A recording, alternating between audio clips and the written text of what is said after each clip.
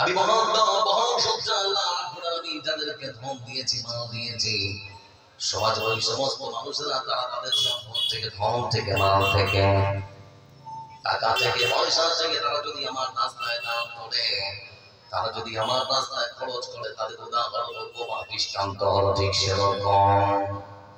যারা আমার রাস্তায় দান করে তাদের উদাহরণটা হলো ঠিক সেরকম। একখানা গমের দানা হলো যেরকম, আমার বন্ধুরা গমের দানার সঙ্গে উপমা দৃষ্টান্তটা না হলো কেন বন্ধু আমার কারণ আছে না নেই? কথা বলেন, কারণ আছে না?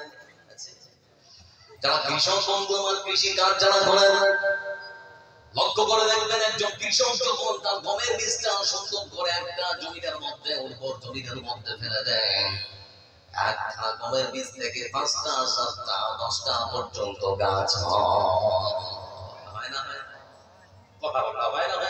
হয়। আল্লাহ রাব্বুল আলামিন তিনি এখানে বলেছেন বান্দারে, কোন একজন কৃষক একটা কম দাম উর্বর কোন জমিতে ফেলে দিয়েছে, সেই একটা গম থেকে 7টা গাছ হয়, যা প্রত্যেকটা গাছে আমি আল্লাহ রাব্বুল আলামিন 100 করে দানা দিয়েছি। একটা গাছে যদি 100টা করে দানা হয় বন্ধু আমার 7টা গাছে কত দানা তাহলে হবে? কত হবে? 700। আমার বন্ধুরা আল্লাহ রাব্বুল আলামিন তিনি বলেন বান্দারে, আমি আল্লাহ যদি চাই তাহলে পরে আমি আমার বান্দাকে আরো বেশি দিতে পারি। উপমাটা দৃষ্টান্তটা আল্লাহ রাব্বুল আলামিন তিনি এই মতো করে বোঝাতে চেয়েছেন, বান্দা আমার রাস্তায় আমার বড় বান্দা যদি 1 টাকা দান করে, আমি আল্লাহ রাব্বুল আলামিন সেই 1 টাকাকে বাড়িয়ে 7 টাকা করে দিতে পারি। আবার 7 টাকাকে বাড়িয়ে আমি আল্লাহ রাব্বুল আলামিন 700 টাকা করে দিতে পারি। আমি আমার বান্দার আমলটা 700 টাকার নেকি লিখে দিতে পারি। আচ্ছা বলুন, আল্লাহর কিছু কমে যাবে? বাবা আল্লাহর কিছু কমে যাবে? কিচ্ছু কমবে না। লক্ষ্য করে দেখুন বন্ধু, বিশ্বনবী সাল্লাল্লাহু আলাইহি ওয়াসাল্লাম তিনি যখন মৃত্যুবরণ করেছেন, খলিফা হয়েছেন, দেশের প্রধানমন্ত্রীর দায়িত্ব নিয়েছেন আবু বকর সিদ্দিক রাদিয়াল্লাহু তাআলা আনহু। তার জীবন দশা যেটা আমলে দুর্ভিক্ষ দেখা দিয়েছে, অনাবৃষ্টি শুরু হলো, বৃষ্টি না হওয়ার কারণে খেজুরের গাছে খেজুর হলো না, চারিদিকে মানুষ না খেতে মরতে আরম্ভ করেছে। সারা রাত সারাদিন মানুষ শুধুমাত্র পানি খেয়ে তাদের জীবনটা বাঁচিয়েছে। এমনি সময় দেশের প্রধানমন্ত্রী উনি ভাবছেন কি সর্বনাশ, আমার দেশের মানুষ না খেতে দিন রাত কাটায়, এটা কেমন করে বেড়ে দেওয়া যায়? এই সমস্যার সমাধান কি করে হতে পারে? কেউ কেমন ভগবান মানুষ নেই যে এই সমস্ত অনাহার মানুষগুলোর মুখে খাবার তুলে দিতে পারে? আমার বন্ধুরা এই সময় মদিনার প্রধান যে রাস্তা, সেই রাস্তা দিয়ে দেখতে পাওয়া যাচ্ছে বিশাল বড় উটের পাল, আর প্রত্যেকটা উটের পিঠে, উটের পিঠের মধ্যে 2টা 3টা 4টা করে বস্তা চাপানো আছে। 4টা 5টা করে গমের বস্তা প্রত্যেকটা উটের পেটে। আমার বন্ধুরা খবর দেওয়া হলো এই বিশাল বড় উটের চালটা এতগুলো উট সারিবদ্ধ হয় যে আমাদের মদিনার মাটিতে ঢুকতে আরম্ভ করেছে। মদিনার মাটিতে সেই সমস্ত উটের পিঠে যে গমের বস্তাগুলো আছে, সেই উটের চালানটা কার? খোঁজ নিয়ে দেখা গেল এই বিশাল বড় উটের চালানটা যার, তার নাম হলো উসমান রাদিয়াল্লাহু তাআলা। হযরত উসমান রাদিয়াল্লাহু তাআলা। তো কিছু ব্যবসায়িক মানুষ যারা ব্যবসা করে, ওরা তখন হযরত উসমান রাদিয়াল্লাহু তাআলা এর কাছে চলে গিয়েছে, বলে হুজুর আপনার কাছে আসলাম, আপনার কাছে আসার একটাই কারণ, আমরা শুনলাম বিশাল বড় গমের চালানটা নাকি আপনার। আমরা আপনার কাছে এসেছি এই বিশাল বড় গমের চালানটা কিনবো বলে, যদি আপনি আমার কাছে দিয়ে আমাদের কাছে দিয়ে দেন তাহলে পরে বলুন আপনি কত লাভ দেবেন, কত টাকা লাভ হলে আপনি আপনার গমের চালানটা আমাদের কাছে বিক্রি করবেন। বলুন আপনি কত টাকা হলে বিক্রি করবেন? হযরত উসমান রাদিয়াল্লাহু তাআলা তিনি তখন বললেন, ও ভাই আমার বলো তোমরা কত টাকা হলে আমার গমের চালানটা কিনতে পারবেন? ওই সমস্ত ব্যবসায়িক মানুষেরা তখন বলতে শুরু করেছে, হুজুর আপনার গমের চালানটা আমরা 50% দাম দিয়ে কিনতে চাই। কোন একটা শস্যের যদি দাম হয় 100 টাকা, আমরা আপনাকে 150 টাকা দেব, দিয়ে দেন আমাদের বিক্রি করে দেন, আপনার লাভ হবে। আমার বন্ধু হযরত উসমান রাদিয়াল্লাহু তাআলা তিনি তখন বলছেন, ভাই আমার আমি এই স্বল্প মূল্যে স্বল্প আলাদা বিক্রি করব না। হুজুর তাহলে পরে কত নেবেন? বলে আরো বেশি। বলে যান তাহলে 100 টাকা লাভ্যাংশ আপনাকে দেওয়া হবে। তারপরেও হবে না। বলে হুজুর তাহলে আর কত চাই? উসমান রাদিয়াল্লাহু তাআলা তখন বলছেন ভাই আমার 50% দেব না 100% দেব না, কারণ এমন একজন আছেন যিনি আমাকে 700 টাকা বেশি লাভ দিতে চেয়েছেন। তখন ওই ব্যবসায়ীরা বলছে হুজুর এরকম কি কেউ আছে যে আপনাকে 100 টাকায় 700 টাকা লাভ দিবে, তো বিক্রি করবে কেমন করে? আমার বন্ধুরা ঠিক সেই সময় হযরত উসমান রাদিয়াল্লাহু তাআলা বলছেন দুইজন ভাই আমার এক থেকে টঙ্কা যদি বেশি দিতে পারো তাহলে পরে বিক্রি হবে, না হলে পরে হবে না। ব্যবসায়ীরা তখন বলছে হুজুর আপনার কাছে আমরা সেই মানুষটা বা সেই যে আপনার কাছে 700 টাকা লাভ দিয়ে কিনতে চেয়েছেন, আমরা শুধুমাত্র তার দামটা আপনার কাছে একবার জানতে চাই। কোন এমন ব্যবসায়ী কাছে মদিনার মাটিতে যে এত টাকা লাভ দিয়ে কিনতে পারে একবার বলবেন? আমার বন্ধুরা হযরত উসমান রাদিয়াল্লাহু তাআলা তিনি তখন বলেন ও ভাই আমার শুনে নাও আমাকে, যে 1 টাকায় 7 টাকা 7 টাকায় 700 টাকা লাভ দিতে চেয়েছেন তিনি আর কেউ নন, আকাশ আর জমিনের স্রষ্টা আমার স্রষ্টা আল্লাহ রাব্বুল আলামিন। আমি আমার বিশাল গমের চালানটা আল্লাহর কাছে বিক্রি করে দিয়েছি। সুবহানাল্লাহ। মানে এত বড় একটা গমের চালান যে আল্লাহর কাছে বিক্রি করেছে, তিনি আমাকে 1 টাকায় 7 টাকা লাভ দিতে চেয়েছেন, 7 টাকায় 700 টাকা লাভ দিতে চেয়েছেন, অতএব তোমাদের কারো কাছে বিক্রি করব না। আমার বন্ধু লক্ষ্য করে দেখুন, যারা এখানে অনেক মানুষ আছে আপনারা হয়তো ইতিহাসের পাতায় পড়েছেন ৭৬-এর বলন্ত ১৭৭০ খ্রিস্টাব্দে এই ভারতবর্ষের পশ্চিম বাংলার মাটিতে তখন ইংরেজদের শাসন চলছিল।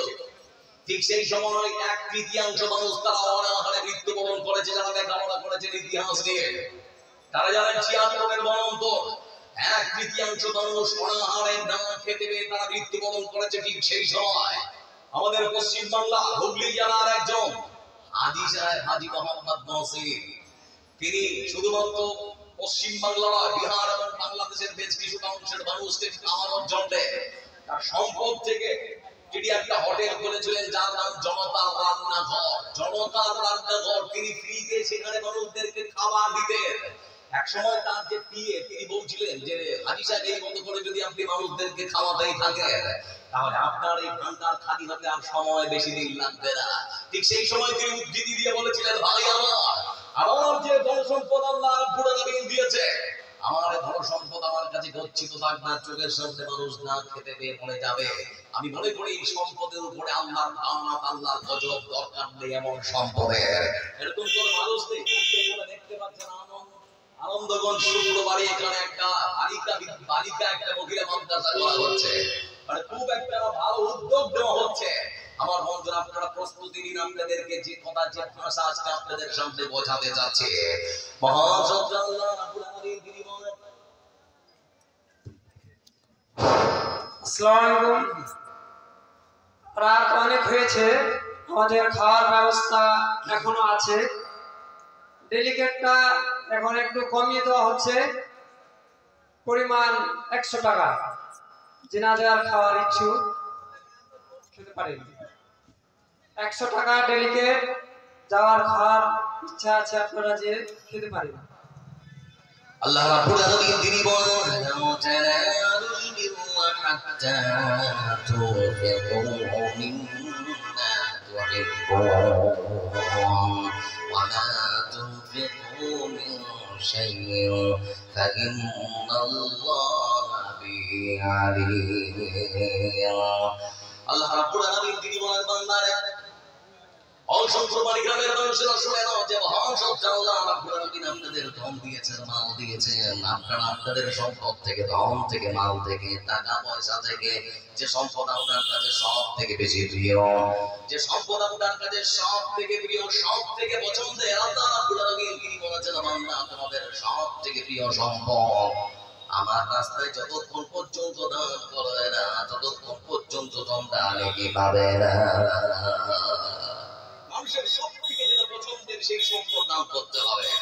লক্ষ্য করে দেখুন বন্ধুরা আমার, এই আয়াত যখন নাযিল হলো মদিনার বাড়িতে রাসূল সাল্লাল্লাহু আলাইহি ওয়াসাল্লামের একজন সাহাবী যার নাম হলো আবু তালহা রাদিয়াল্লাহু তাআলা। আবু তালহা রাদিয়াল্লাহু তাআলা রাসূল সাল্লাল্লাহু আলাইহি ওয়াসাল্লামের কাছে আসার পরে বলছেন হে আল্লাহর রাসূল, আমি শুনলাম আপনার উপরে নাকি একটা আয়াত নাযিল হয়েছে, সে আয়াত আল্লাহ রাব্বুল আলামিন নাকি আমাদের সবথেকে মূল্যবান সম্পদ খরচ করতে বলেছেন। বলে হ্যাঁ এরকম একটা আয়াত নাযিল হলো এই মাত্র। ঠিক সেই সময় বন্ধু আমার সাহাবী আবু তালহা রাদিয়াল্লাহু তাআলা তিনি তখন বলেন হে আল্লাহর রাসূল আমার সবথেকে মূল্যবান সম্পদ আমার কাছে মদিনার সেই বাইতুল খেজুরের বাগানটা। যেহেতু আল্লাহ রাব্বুল আলামিন সবথেকে মূল্যবান সম্পদ আমাদের কাছে চেয়েছেন, সেজন্য আমার সবথেকে মূল্যবান খেজুরের বাগানটা আল্লাহর রাস্তায় আমি দান করে দিলাম।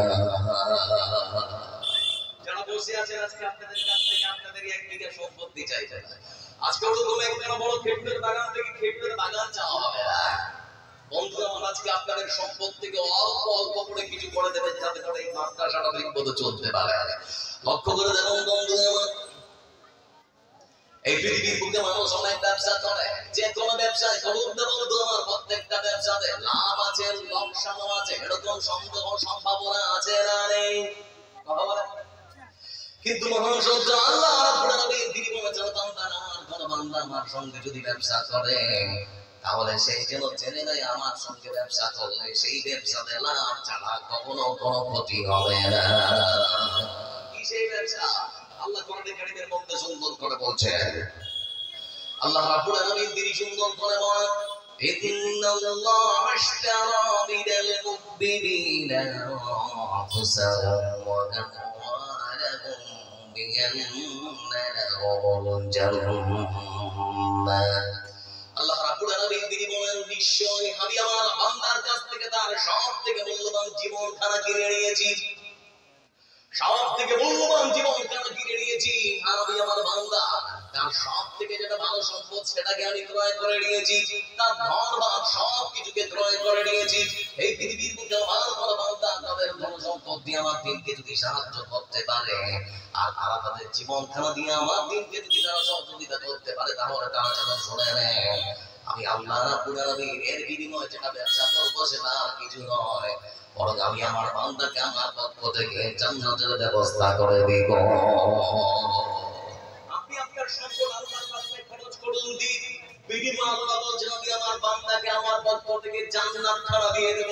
ধন মাল দিন, জান্নাত খানা কিনে নিন। একটা খালি আপনাদেরকে ছোট্ট করে ঘটনা শোনাচ্ছি।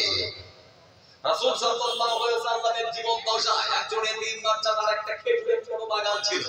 তো বাগানের কিছু গাছ হেরে গিয়েছে, বাগানের খেজুর যখন পাড়তে যায় আর প্রতিবেশী আবু লুবাবা ওই খেজুরের বাগানের দিকে ঝুঁকে আছে, তো তার দিকে পড়ে যায়, নানান ধরনের কথা শোনায়।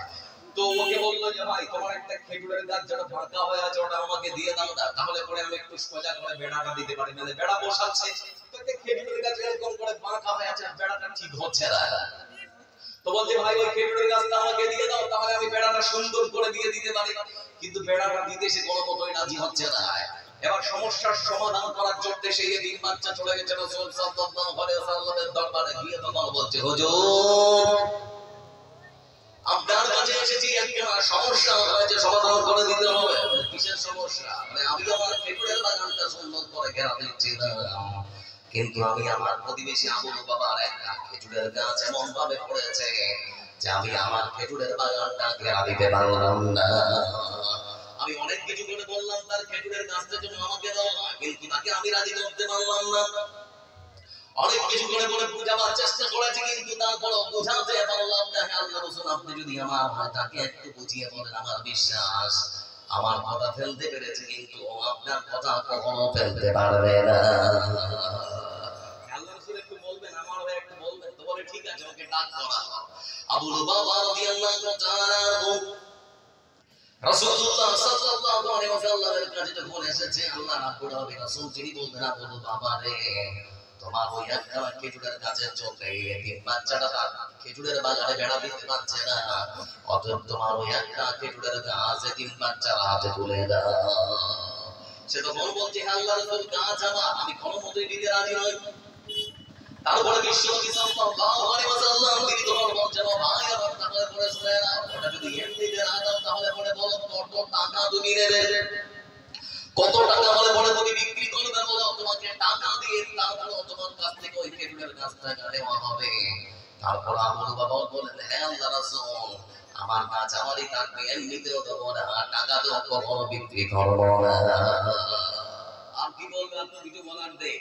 আমার বন্ধুরা কিছু বলে রাসূলুল্লাহ সাল্লাল্লাহু আলাইহি ওয়াসাল্লাম তিনি বলেন না বলো বাবা শুনে না পৃথিবীর ওই একখানা খেজুরের গাছ তুমি যদি আজকে 3 বাচ্চার হাতে বলে দাও আমি তোমাকে কথা দিচ্ছি জান্নাতের মধ্যে একখানা খেজুরের গাছের ব্যবস্থা আমি করে দেব।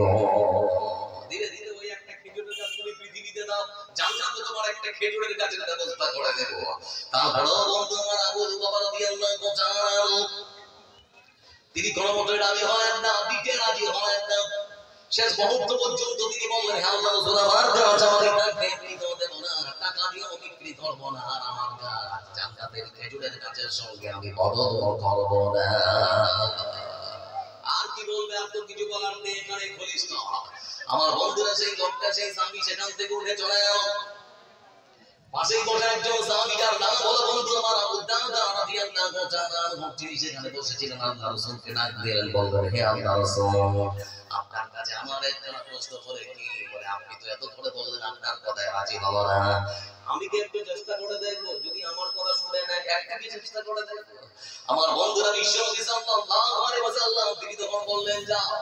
আবু দারদা রাদিয়াল্লাহু তাআলা তার বাড়ির দরজার সামনে এসে নাজার পড়ে বলেন ভাই রে একটু দরকার ছিল, তুমি যদি বাড়ির দরজাটা খুলে বেরিয়ে আসো তাহলে পরে তোমার দরকারটা মিটিয়ে দেব।